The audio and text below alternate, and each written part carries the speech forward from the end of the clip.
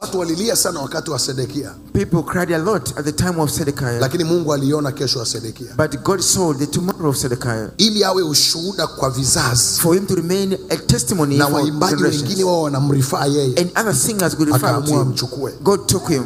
Mna waimbaji wangapi Tanzania ambao ni Ichabod? Now how many singers we have which are Ichabod? Wameimba nchi hii, majina yao yakavuma, wakawa wanawake na wanaume wenye nguvu. Sasa hivi hata wakiimba hata singo moja, wewe mwenyewe unasikia. They sang in this country, they became prominent, they became celebrities, but now when they sing, you hear nothing at all. Sehemu kubwa ya waimbaji wetu wa nyimbo za injili, the large extent of our gospel singers, nisikilize kwa makini, sehemu kubwa, large extent, wanatembea na vipawa na sio huduma. They are only walking with the talents and not the ministry. Kipawa hakihitaji kulipa gharama. A gift you have not paid, huduma but the ministry utalipa gharama. You have to pay the price. Kuna tofauti ya kutembea na kipawa, a difference between walking with a gift na kutembea na karama, and walking with a talent.